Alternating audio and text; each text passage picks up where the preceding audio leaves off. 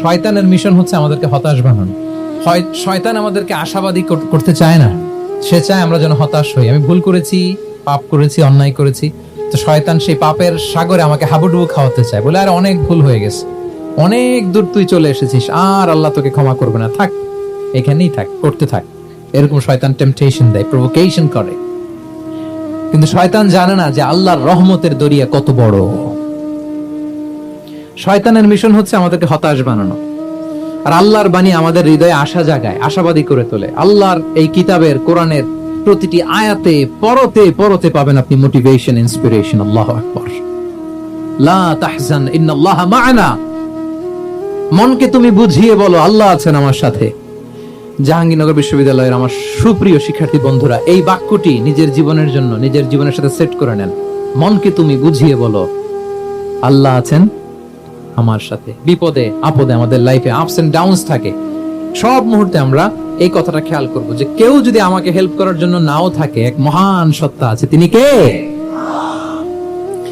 আল্লাহ রাসূল সাল্লাল্লাহু আলাইহি ওয়াসাল্লাম, আবু বকর রাদিয়াল্লাহু তাআলা আনহু গারে সাউরে হিজরতের রাতে লুকিয়ে আছেন, কুরাইশরা খুঁজতেছে।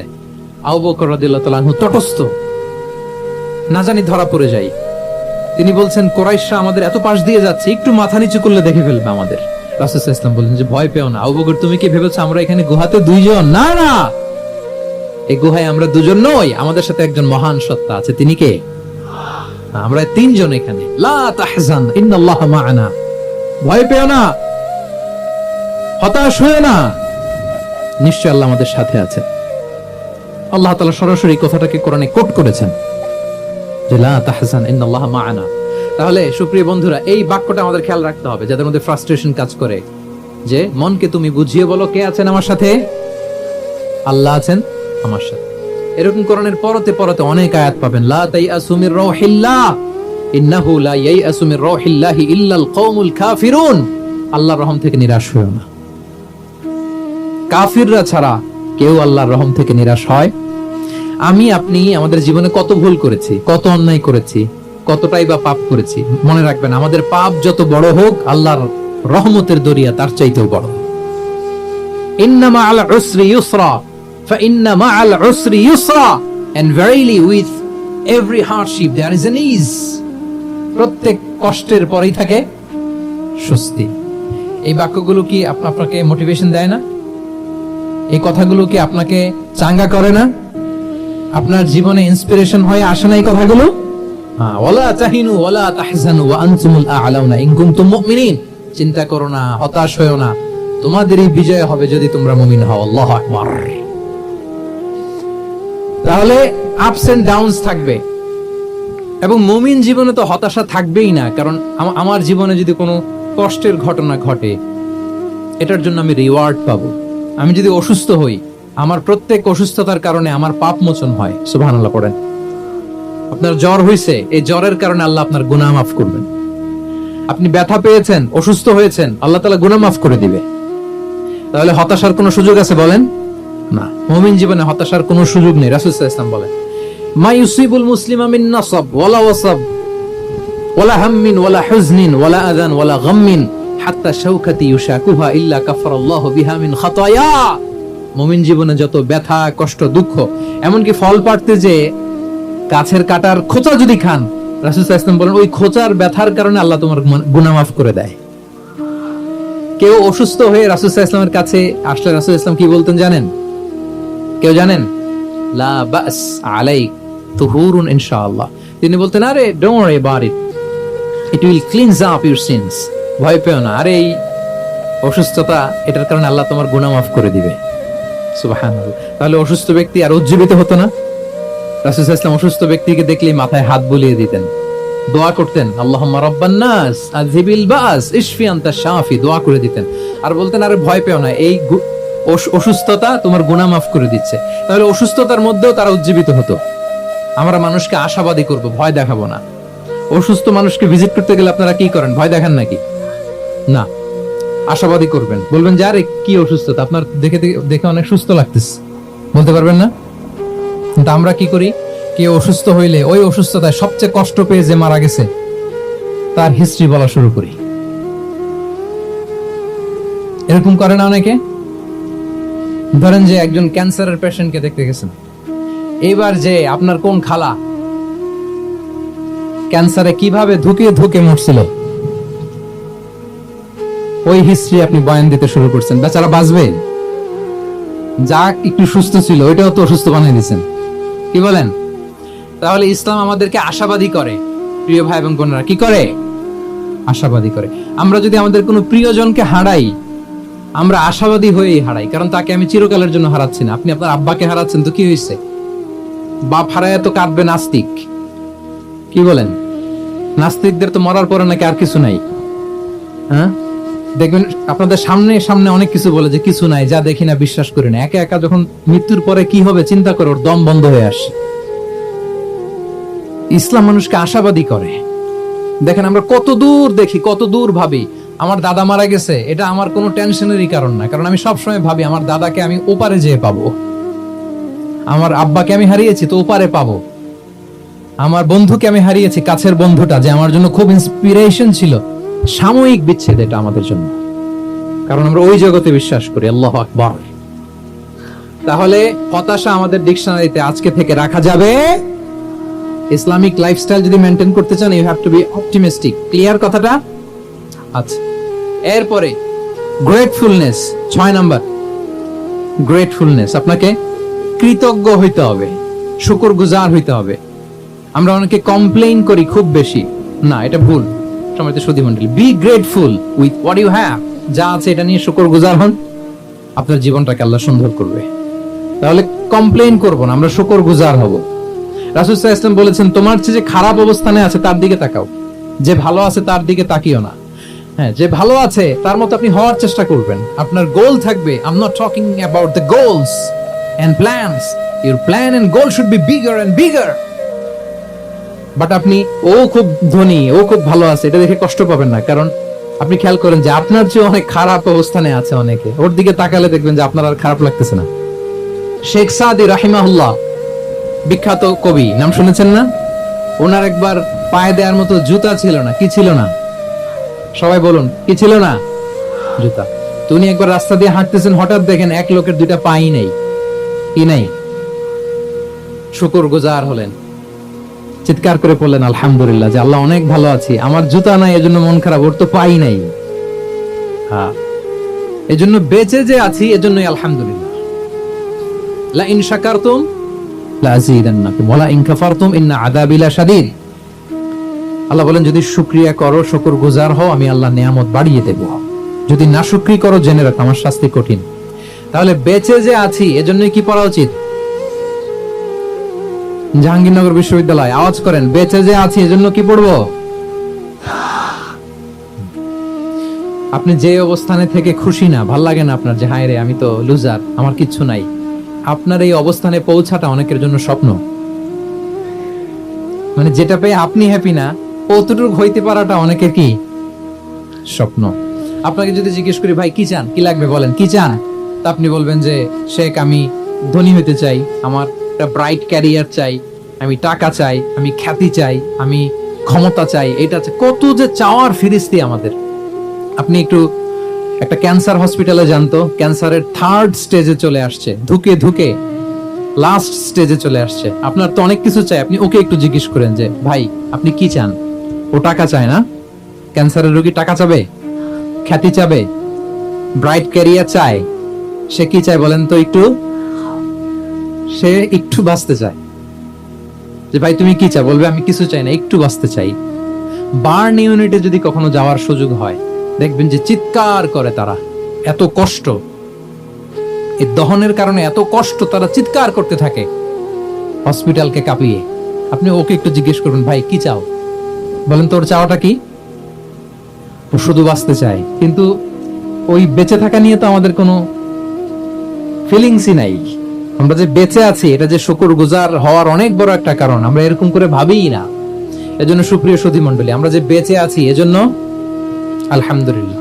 শুধু বেঁচে থাকার কারণে আমরা কি পড়বো? তাহলে গ্রেটফুলনেস। আপনি যদি ইসলামিক লাইফস্টাইলে নিজেকে অভ্যস্ত করতে চান, আপনার যেমনি অপটিমিস্টিক হইতে হবে, এট দ্য সেম টাইম আপনাকে কি হইতে হবে?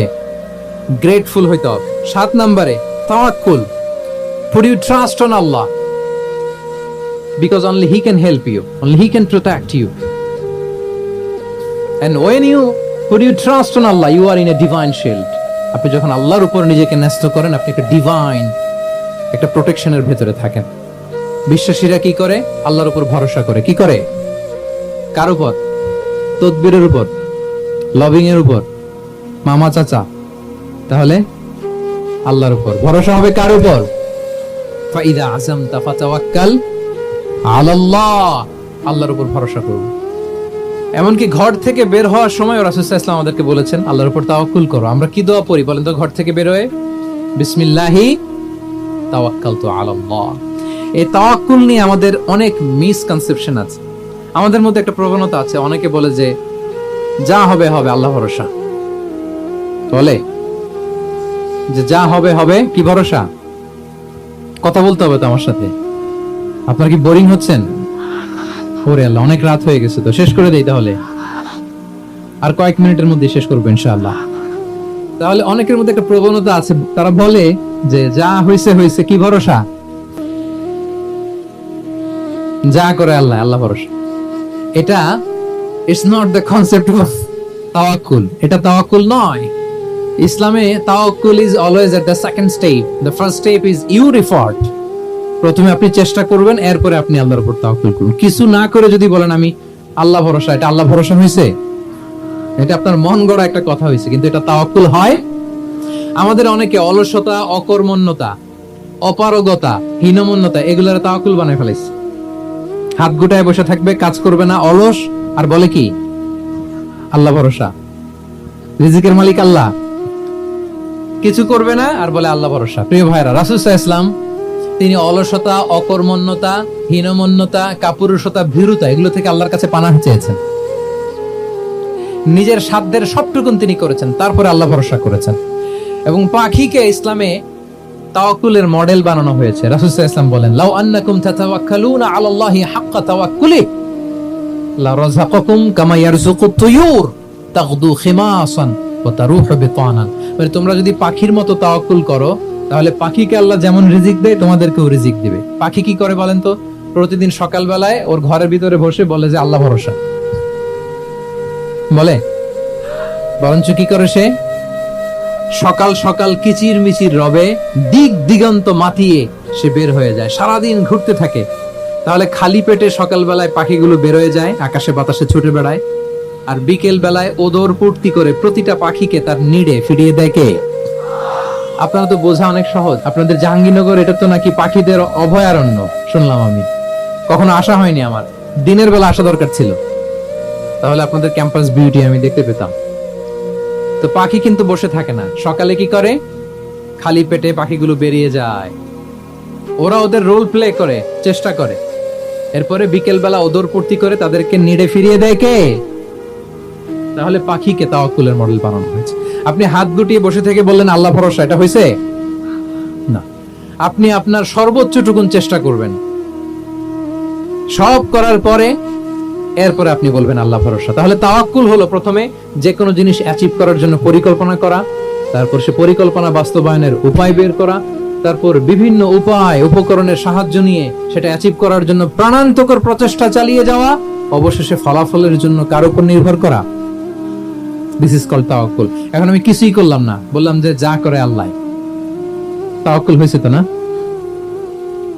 আমাদের সমাজে দুইটা ধারণা। কেউ কেউ বলে আরে আমি তো সব করব, তাওয়াক্কুলের দরকার কি? Absolutely wrong. আবার অনেকে মনে করে আল্লাহই সব করে দিবে, এটাও absolutely wrong. The concept of Islam is in between this two extreme lines. এই দুইটার মাঝখানে হচ্ছে তাওয়াক্কুল। তাহলে তাওয়াক্কুলের মেকানিজম হচ্ছে আমার সাধ্যের সবটুকুন আমি করব, তারপরে আল্লাহর সাহায্য আসবে, সেজন্য আমি তাওয়াক্কুল করব। আপনারা মুসা আলাইহিস সালামের ঘটনা জানেন। উনি যখন বনী ইসরাইলকে নিয়ে লোহিত সাগরের সামনে আসলেন, ফেরাউন তার সৈন্য নিয়ে ধাওয়া করলো, আল্লাহ তাআলা সাথে সাথে কি রাস্তা বানাই দিলেন নাকি? সাগরের মাঝখানে না। আল্লাহ বললেন আনিদ্রিব বিআসাকাল বাহর, লাঠি দিয়ে একটা বাড়ি মারো সাগরে। মুসা আলাইহিস সালাম বাড়ি না মারলে তো আল্লাহ রাস্তা বানাতে পারতেন না, না পারতেন না? পারতেন, কিন্তু এটা তাওয়াক্কুলের মেকানিজম নয়। ওনাকে বলেছেন বাড়ি মারো, উনি লাঠি দিয়ে বাড়ি মারলেন, বিশাল রাস্তা হয়ে গেল। মারিয়াম আলাইহিস সালাম যখন ঈসা আলাইহিস সালামকে ডেলিভারি করলেন, ক্লান্ত শ্রান্ত ক্ষুধার্ত, কি খাবেন? আল্লাহ তাআলা বললেন ওয়াহুজ্জি ইলাইকি বিজিযইন নাখলাতি তুসাকিত আলাইকি রুতাবান জানিয়া, মানে ম্যারি মানে মারিয়াম, একটু কষ্ট করে উঁচু হয়ে পাশে একটা খেজুর গাছ আছে, ওটা ডাল ধরে টান দাও, টসটসে পাকা খেজুর পড়বে নিচে, ওটা খাও। উনি টান না দিলে আল্লাহ এমনি অটোমেটিক্যালি পাঠাতে পারতেন না খেজুর? আল্লাহ পাঠান না। তাহলে এই পৃথিবীর সিস্টেম হচ্ছে আপনাকে কষ্ট করতে হবে, আপনার রোলটা আপনাকে প্লে করতে হবে। ইসলামে তাওয়াক্কুল is always at the second step, the first step is your effort. আপনাকে চেষ্টা করতে হবে, তারপরে আপনি তাওয়াক্কুল করবেন, তাহলে এটা প্রপার তাওয়াক্কুল হবে। তাহলে এখন থেকে হাত গুটিয়ে বসে থেকে আল্লাহ ভরসা বলবেন? আমরা এটা ভুল করে ফেলি। রাসূল সাল্লাল্লাহু আলাইহি ওয়াসাল্লাম, ওনার কাছে আল্লাহর সাহায্য আসতো, জিবরিল আলাইহিস সালামও আসতো, তারপরেও কখনো তিনি নিজের ভাগ্য আল্লাহর হাতে ছেড়ে দিতেন না। আমাদের মতো যা করে আল্লাহ ভরসা বলে কখনো নিজের ভাগ্য আল্লাহর হাতে ছেড়ে দিতেন, বরং নিজের সাধ্যের সবটুকুন দিয়ে তিনি চেষ্টা করতেন। তারপর তিনি ভরসা করতেন কার উপর? আপনি হিজরতের ঘটনাটা দেখেন। আল্লাহ যেদিন বললেন যে আজ রাতেই তুমি আর আবু বকর হিজরত করো, রাসূল সাল্লাল্লাহু আলাইহি ওয়াসাল্লাম ওই দিন দুপুরবেলা আবু বকর রাদিয়াল্লাহু তাআলা আনহুর ঘরে গেলেন। তিনি কখনো দুপুরবেলা বেরোন না, তিনি কখনো মাস্ক পরে বেরোতেন না। সেদিন তিনি মাস্ক পরে বেরোলেন, খারাজা মুতাকান্নিয়ান, মুখ ঢেকে বেরোলেন। আবু বকর রাদিয়াল্লাহু তাআলা আনহুর ঘরে যেয়ে বলেন, আবু বকর আখরিজ মান ফিল বাইত, ঘরে যারা আছে বের করে দাও, প্রাইভেট আলাপ আছে। আবু বকর রাদিয়াল্লাহু তাআলা আনহু বললেন, ইয়া রাসূলুল্লাহ, আসমা আর আয়েশা একজন তো আপনার পরিবার আর একজন তার বোন, আমরাই তো, বলেন। রাসূল সাল্লাল্লাহু আলাইহি ওয়াসাল্লাম আশ্বস্ত হলেন, বললেন যে আজ রাতেই আমরা হিজরত করব, আজ রাতেই। মক্কা থেকে মদিনা হচ্ছে উত্তর দিকে, কোন দিকে? আপার নর্থ। তিনি মক্কা থেকে মদিনায় হিজরত করবেন উত্তরে, কিন্তু তিনি বের হলেন দক্ষিণ দিক দিয়ে, শত্রুর চোখে ধুলি দেওয়ার জন্য। দেখেন, দিনের বেলা বেরোলেন না, রাতে বেরোলেন। দেখেন, একটার পর একটা প্রিকশন। দুপুরে বেরোলেন, চেহারা ঢেকে বেরোলেন, প্রাইভেসি মেনটেন করলেন। ডেস্টিনেশন এদিকে, বের হলেন এই দিক দিয়ে, সবার চোখের অন্তরালে তিনি বের হলেন। এবং তিনি আবু বকর রাদিয়াল্লাহু তাআলা আনহুকে বললেন, সবাই যেই পথে মদিনা যায় আমরা কিন্তু ওই পথে যাব না, ক্যারাভানগুলো যেই পথে যায় ওই পথে না, সাওয়াহিলি একটা আনইউজুয়াল রুট ধরে আমরা যাব, সাগরের পার ঘেঁষে ঘেঁষে, যাতে ওরা বুঝতে না পারে। এই জন্য আবু বকর রাদিয়াল্লাহু তাআলা আনহু একজনকে ভাড়া করলেন, আব্দুল্লাহ ইবনে উরাইকিত নামে, যে আনইউজুয়াল রাউটটা চিনে, যে সাগরের পাশ ঘেঁষে চলে যাওয়া পথ দিয়ে মক্কা থেকে রাসূল সাল্লাল্লাহু আলাইহি ওয়াসাল্লামকে মদিনায় পৌঁছায়। দুইটা ওট তিনি 2 মাস ধরে এটাকে নার্চারিং করে রাখলেন। 3 দিন আবু বকর রাদিয়াল্লাহু তাআলা আনহু এবং রাসূল সাল্লাল্লাহু আলাইহি ওয়াসাল্লাম গারে সাউরে অবস্থান করলেন 3 দিন, যাতে করে বুঝতে পারেন যে মক্কায় তাদের ব্যাপারে কি বলা হয়। এবং আবু বকর রাদিয়াল্লাহু তাআলা আনহুর ছোট্ট ছেলে আব্দুল্লাহকে অ্যাসাইন করা হলো যে, আব্দুল্লাহ, তুমি তো ছোট মানুষ, তুমি প্রতিদিন মক্কার বাজারে যেয়ে শুনবা যে আমাদের ব্যাপারে কুরাইশরা কি বলে। নিশ্চয়ই তারা তন্ন তন্ন হয়ে আমাদেরকে খুঁজবে, না পেয়ে ওরা কি কি পলিসি নেয় এটা এসে আমাদেরকে জানাবা। সুবহানাল্লাহ। ছোট্ট আব্দুল্লাহ মক্কার বাজারে কে কি বলে শুনে গোয়েন্দার মতো করে, স্পাইয়ের মতো করে সে তথ্যগুলো নিয়ে, খাবার নিয়ে গারে সাউরে প্রতিদিন ইনফরমেশন পাস করে আসতো, আবার খাবার দিয়ে আসতো। আচ্ছা বলেন তো, এই ছোট্ট আব্দুল্লাহ যেই পথে যায়, মরুভূমির উপরে তার ফুটপ্রিন্ট আছে না, আব্দুল্লাহর ফুটপ্রিন্ট। তো কুরাইশরা তো তন্ন তন্ন হয়ে রাসূল সাল্লাল্লাহু আলাইহি ওয়াসাল্লামকে খুঁজতেছে, ডানে বায়ে সামনে পেছনে সব জায়গায়।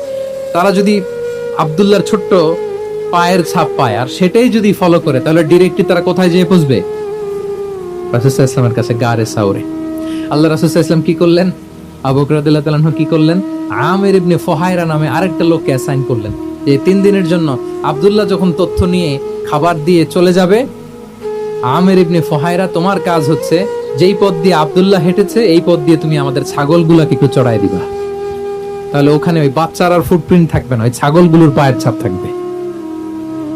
অনেক লম্বা ঘটনা, এরকম একটার পর একটা প্রিকশন আল্লাহ রাসূল সাল্লাল্লাহু আলাইহি ওয়াসাল্লাম এবং আবু বকর রাদিয়াল্লাহু তাআলা আনহু ওনারা নিয়ে তারপরে হিজরতের পথে রওনা হয়েছেন। এবং যখন রওনা হয়েছেন, রাসূল সাল্লাল্লাহু আলাইহি ওয়াসাল্লাম আর ডানে বায়ে তাকান না, তিনি কোরআন তেলাওয়াত করছিলেন। হি ওয়াজ রিসাইটিং দ্য কোরআন, কারণ now he is in the state of তাওয়াক্কুল, এখন তিনি তাওয়াক্কুল করতেছেন।